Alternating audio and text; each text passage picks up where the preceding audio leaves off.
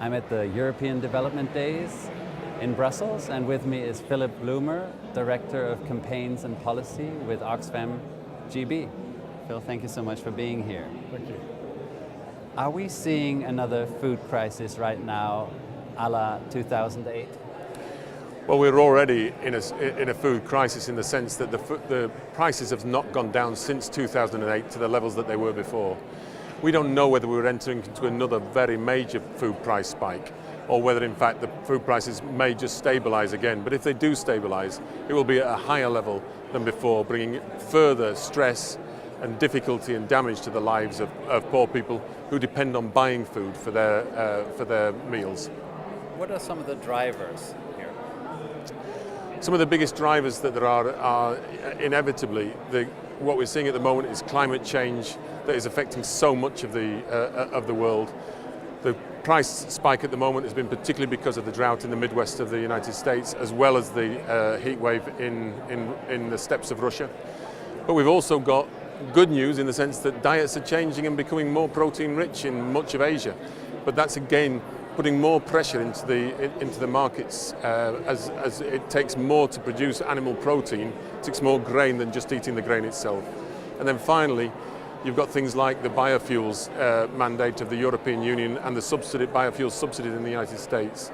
Both of those are again diverting food out of food markets into fuel tanks in the US and in Europe.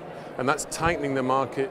It's making it much more volatile, and it's making people who are looking at the prices of future prices of food actually to be much more nervous about the market, and therefore they go in and buy grain much more quickly than they would otherwise, raising the price.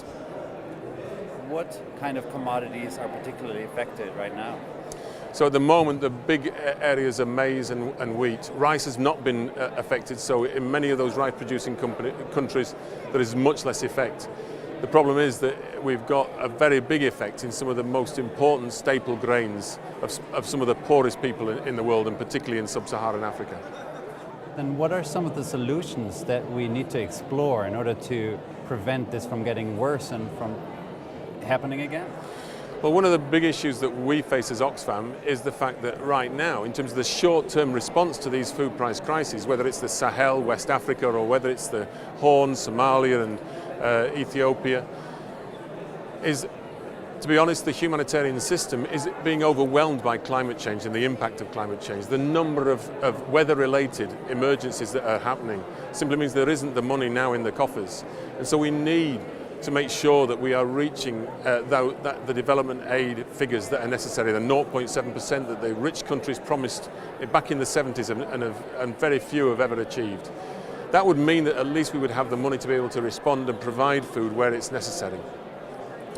But the long-term drivers, of course, are the fundamental issue that has to be addressed. And so there, we have to get climate change back under control. We have to, the European Union is playing a very important role in this, working with some of the countries that are being more progressive and trying to get a coalition that will drive down greenhouse gas emissions in the medium term, and the Commission itself has played a key role in that. Another area would be making sure that we've got an end to the biofuels mandate. There's a big, there's a meeting of the commissioners tomorrow, and the commissioners will make a proposition to the Parliament and the European Council about whether they're going to reduce the target for biofuels in the European transport fuels from 10% down to a cap of 5%. That would, again, release a huge amount of grain in the medium term back onto the food markets that will otherwise be diverted into the fuel tanks of Europe. That would be a very important indicator back to the biofuels industry to move away from using grain, actual food, into things like crop residues, where we might be able to have a quite efficient industry taking crop residues and converting them into biofuels. Nothing wrong with that. But let's not take food out of the stomachs of poor people and put it into our fuel tanks. So those would be some of the areas that we want to see action on.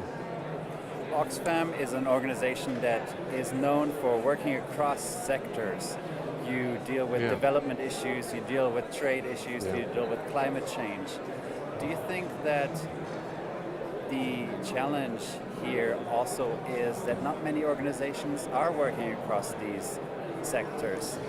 I think your question is very pertinent right now. We've just had a very serious session here at the European Development Days from senior people from the World Bank, from the European Union, from member states, and across Africa.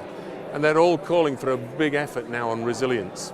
But what building the resilience of poor people means actually building the ability to have social insurance, shared risk in society, in our global society and in national societies, as well as being able to link our development work with the humanitarian work. And there's been too much division over too long, where the humanitarians talk to each other and the development people talk to each other, but there's a great big hole in the middle of how do you help people actually build their resilience long term. And so that's where we believe that there's a very important role to play for organisations like Oxfam, who have those pieces bound tightly together. It's still a huge challenge for us in terms of just managing our staff, so that our humanitarians genuinely understand that they're not just there to provide short-term aid, they're to do that in a way which leads people out of that suffering into a more resilient livelihood, as well as to speak to our long-term development staff and say to them, you're not just dealing with building prosperity, you've got to look at the people who are in the most vulnerable situation and ensure that they are feeling more resilient. And it finally is a huge challenge to governments, of course, across the developing countries, as well as to donors, to look at the problem of building that resilience in the long term. Because as one of the speakers said today, we live in a world which is richer. It was the head of ECHO, European Union, said we live in a world which is richer but much more fragile. And that's the challenge that we have in terms of building resilience. So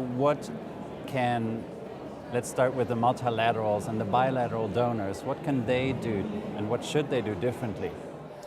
Well, firstly, I think the donors have to really invest in smallholder agriculture. We've had 30 years of really going in the wrong direction, moving out of smallholder agriculture and basically putting a primacy on industrialization. It was understandable to a point, but I think the World Bank has finally come out with its agriculture report a few years ago and said, unless we build that base of smallholder agriculture, you will not get the long-term industrialization that comes out of the processing of those crops. And so, firstly, is to really start a major investment in smallholder agriculture. Those are the people who in the next 20 years at least are going to feed the poor of this world. The bottom 2 billion people depend on 500 million smallholders for their food. Those people are also some of the most vulnerable on the planet. So building their resilience, helping them adapt to climate change so that they can cope with the shocks that are hitting them is fundamental. But we would add that it's national governments and it's the private sector. For instance, Starbucks right now is saying to is working with their high quality coffee farmers in Ethiopia and trying to help them get to higher altitudes, because the quality is being affected by the heat stress at the altitudes which they've traditionally grown their coffee. So they're helping those farmers move to higher altitudes to retain their quality. Now, compare and contrast that with a number of large supermarkets in Europe who are essentially going around grazing the planet. If the rains have fallen over here, this is where we'll go and get our crops. And when they don't fall there, we'll go somewhere else. All the risk of climate change is being passed down to those very vulnerable people instead of building their resilience and their adaptation. What is the right approach to getting the private sector on board? Well, I think it's very tough. The private sector has a fundamental role to play in delivering growth, but now and governments have a fundamental role to play in making sure that wealth is distributed fairly. But some elements of the private sector, like Unilever, really now do see that they've got to work with smallholders at the bottom of their supply chain. But so many others do not, and do not believe that they have to share either the value in their supply chain or the risk in their supply chain. And so Oxfam always adopts a strategy of carrot and stick, if you like.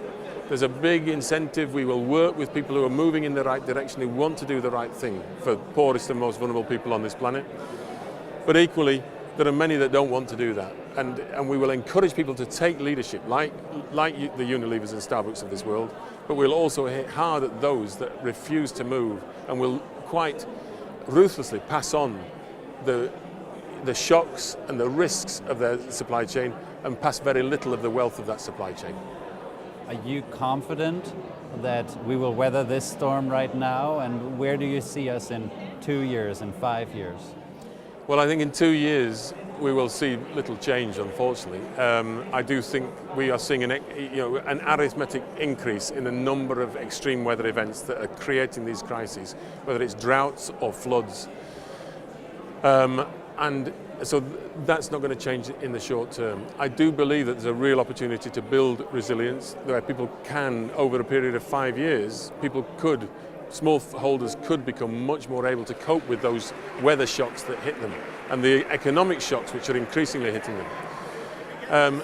And over a 5 and 10 year period, I think this is the critical decade, because if we cannot get climate change under control in that time, and Europe has a fundamental leadership role to play in this, America has a fundamental role to play in it, the emerging economies, the Brazils, the Indias and Chinas have a fundamental role to play in it.